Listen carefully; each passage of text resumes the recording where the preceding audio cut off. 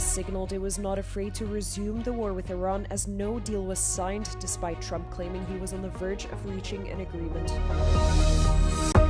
Following last week's intense bombing of Kyiv, Ukrainian President Volodymyr Zelensky has warned that Russia may be preparing to launch a massive new attack against Ukraine.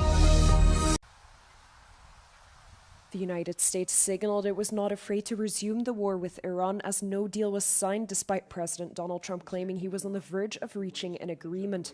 Trump said he was looking to make his final decision on the deal to extend the ceasefire and reopen the Strait of Hormuz.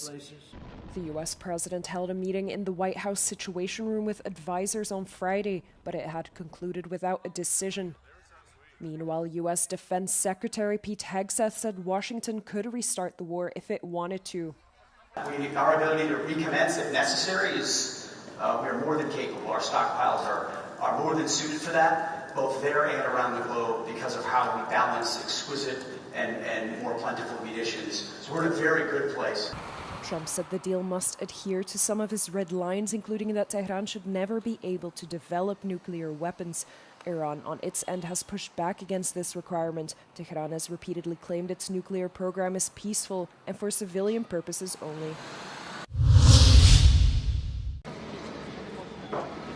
Ukrainian President Volodymyr Zelensky has warned that Russia may be preparing to launch a massive new attack against Ukraine. Russia has recently intensified its strikes, with Kyiv being hit particularly hard.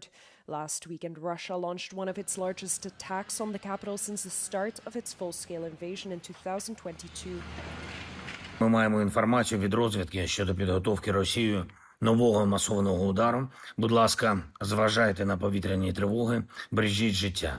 Наші служби оперативні, підготовлені, повітряні сили та інші захисники неба працюватимуть 24/7, як і завжди. Тематика ППО, необхідність і надалі допомагати Україні з захистом неба – це ключовий пріоритет наш. On Friday, Zelensky reiterated his call for more Patriot missile systems from the U.S., which can intercept Russian ballistic missiles.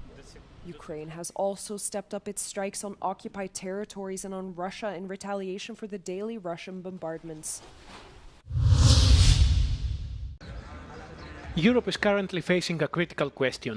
How can it take the lead in the new era of technology and artificial intelligence while competing with the United States and China? Some of the biggest names in the international tech scene gathered at Panathinaea, an event that aims to establish the Greek capital as a hub for startups, investors, and innovative companies. Among them was Bolt founder Markus Villig, who started in Estonia and went on to build a global transportation giant. In the US, the daily trading on the stock exchanges is almost 30 times higher than it is in Europe. And it's not because Europeans don't have the money. We just don't have the culture of taking risk, buying equities, and investing the money we have back into accelerating the economy and accelerating the business. So if there's one thing we could do, it's how do we reform that? How do we get a bigger fraction of the pension funds and insurance funds and people investing back in the public markets, back into equities, to build the next generation of companies? A similar message was delivered by Suo Wang, co-founder of Deal, one of the world's fastest-growing companies in payroll and HR management. She argued that companies aspiring to become leaders must think globally from day one. If you want to build a really large business, you need to go global very, very early on. So that is very different than 20 years ago or 30 years ago. You start with one region and you expand. Companies tend to start globally since day one. Despite their different paths, the speakers reached a common conclusion. Europe has the talent, universities, research centers, and significant capital. Yet it still struggles to turn these advantages into global companies on the scale of those created in the United States. Το Παναθηναία είναι η μεγάλη γιορτή της επιχειρηματικότητας και της καινοτομίας που φιλοδοξούν να βάλουν την Αθήνα στο χάρτη της ευρωπαϊκής πρωτοπορίας. Φέτος είναι η δεύτερη χρονιά που πραγματοποιείται η διοργάνωση, που έχει προσελκύσει πάνω από 10.000 συμμετέχοντες από 60 και πλέον χώρες.